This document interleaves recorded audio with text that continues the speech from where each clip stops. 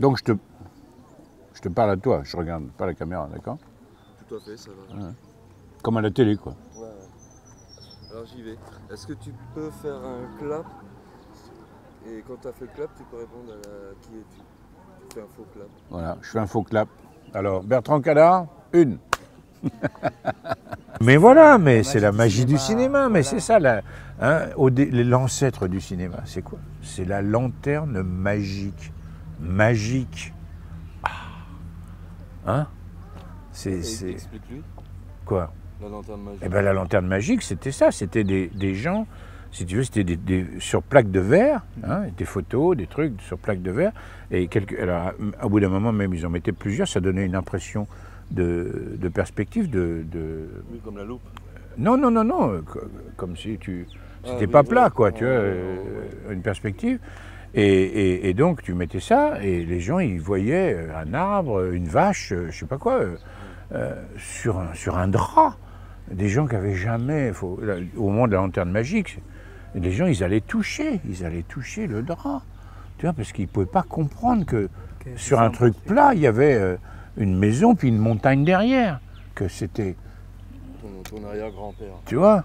Et alors les gens, mais dans les villages, le mec, il amenait sa lanterne magique, c'était avant le cinéma. Hein, avant la photo. Avant la photo, voilà. Et les gens, ils regardaient ça, les paysans de partout.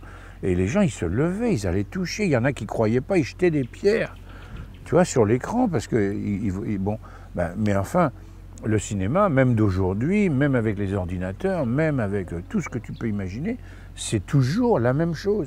C'est la magie de l'image qui nous fait regarder ça depuis qu'on est des petits-enfants jusqu'à ce qu'on soit des vieux papis. On est quand même, on regarde ça et on est ébahi devant cette magie et ça nous fait pleurer, ça nous fait rire, ça nous fait penser. Tu vois, moi quand j'étais petit, je voyais pas beaucoup mon père pour tout un tas de raisons et il m'emmenait au cinéma l'hiver en France, dans le nord de la France.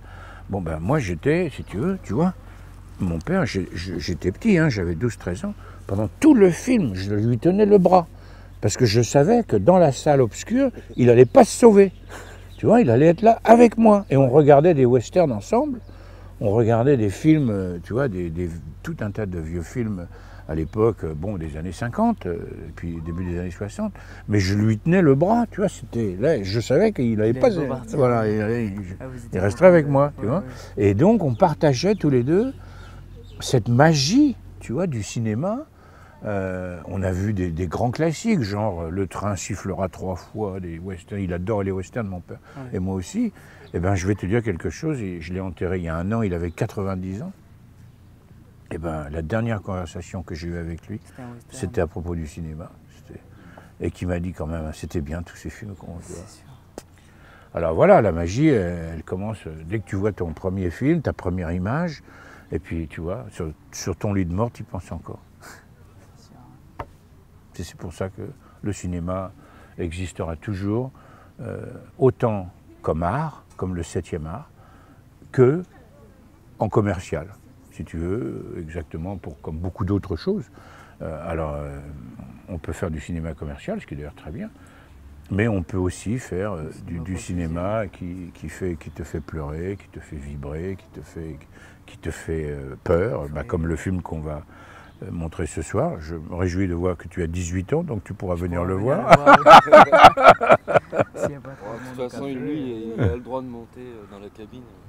Ah bon, ben ça va alors. Il est capable d'être venu même à 17.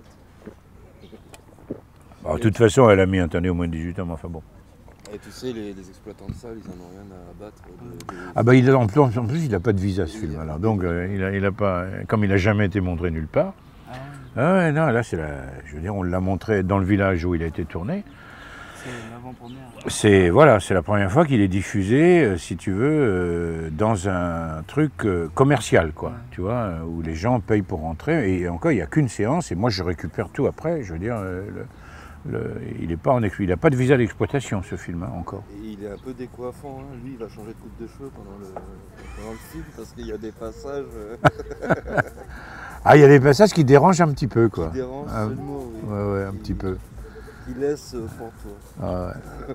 Mais le meilleur acteur dans le film, c'est mon chien. Mon chien qui s'appelle CB 1300. CB 1300. Nommé après la Honda CB 1300. Ouais, moi, Ah ouais, la Ouais. Honda carrément. Ouais. je trouve que le cochon joue pas mal. Ah oui, oui, De oui. la viande et... Ouais, elle est morte, la pauvre. Ah ouais, c'est Depuis. une truie. Ouais. Ouais, c'était une truie, ouais. Enfin, il y en avait deux, mais... Et les gens, là, c'est pareil, hein. Il n'y a pas de set. Ces gens-là, c'est chez eux. Quand ils m'ont dit, voilà, Bertrand, il faut que tu nous trouves un truc, ça a vraiment l'air comme le village de Deliverance. Tu as eu tout à fait raison de dire ça. Et moi, je les connais très bien, ces gens-là. Et voilà, on est allé chez eux. Le mec, il est tueur de kangourous professionnel. Tous les soirs, il va zigouiller entre 100 et 150 kangourous. Et il a 16 chiens. Et les chiens, ils sont nourris exclusivement aux kangourous. Tu vois, il ramène 4 ou 5, il les débite et il donne ça à ses clébards. Et il a simplement fallu qu'on filme chez lui. Voilà, c'est tout. Il n'y a rien, il n'y a même pas eu besoin de planter un décor. C'est pour ça qu'on l'a fait avec si peu de fric. La scène du bar, c'était au club des anciens combattants, dont à l'époque j'étais le vice-président. Tu vois ? Et tout est tout à l'avenant. Je veux dire, on n'avait pas d'argent, enfin eux, ils n'avaient pas d'argent pour construire le moindre décor. Donc tout est comme c'était, comme c'est quoi. Attends, je vais te poser une question sur un autre film pour les gens qui aiment ce genre.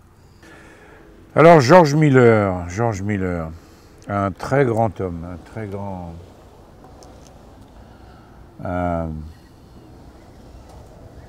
Il y a des gens comme ça dans la vie qui t'impressionnent. Quoi. Georges fait partie de ces gens qui ont marqué ma vie, bien que je ne l'ai pas vu depuis Mad Max. Hein. Je lui ai téléphoné 2 fois. Il se rappelait, c'était marrant d'ailleurs, je téléphone à son bureau à Sydney, je dis à la fille, je voudrais parler à George Miller. Elle me dit, Oui. l'air de dire. Ouais. Alors je lui dis, écoutez, je fais un pari avec vous que quand je vais vous dire mon nom, s'il est là, il me prendra la communication. Elle me dit, C'est ça. et c'est comment votre nom? Je dis Clank. Celui avec une poupée. Alors je dis Clank. Comment ça s'écrit? Comme le bruit de la cuillère. Alors voilà, alors je lui dis, etc. Elle me dit, bon, très bien, je vais voir. J'ai dit, je vous parie, vous dites que c'est Clank, et s'il a une minute, il me parlera. Il me dit, oui, c'est ça, oui. Et puis d'un seul coup, Bertrand, tu vois, et c'était lui qui, bon, il se souvenait très bien de moi. Ceci dit, je ne l'ai pas... bon, on a fait ce film, moi j'y croyais pas du tout, d'ailleurs personne n'y croyait. On pensait tous que le film serait même pas fini. Et tellement à la fin, il n'y avait plus de fric du tout, mais du tout, quoi. Et donc, puis ça a pris longtemps, ça a pris presque un an, plus d'1 an de post-production avant qu'il soit vraiment... Alors un jour, je reçois une invitation pour la première, on était tous invités, mais moi, ma relation avec George Miller est un petit peu spéciale, en ce sens que j'ai préparé les motos. C'est-à-dire que je n'ai pas simplement une relation d'acteur. Et mon tout petit rôle dans Mad Max, c'était un rôle difficile, puisque je disais rien, et il fallait que j'ai l'air d'un gros bébé de 90 kilos, retombé en enfance, donc corps assez gros, assez grand, et mentalité d'un môme de 5 ans. Donc j'ai appris à courir comme un bébé, j'ai été observer les bébés dans les jardins d'enfants, voir comment ils couraient, tout ça. J'ai appris à sourire, enfin je me suis exercé à sourire de façon niaise, voilà, bon. Parce qu'il fallait quand même, malgré que je disais rien, il fallait que j'ai l'air pas comme les autres, quoi. Et il y a une scène en particulier, mais c'est pareil, on ne la voit. Pour moi, enfin, en ce qui me concerne, c'est très important parce que George est un grand admirateur d'Hitchcock.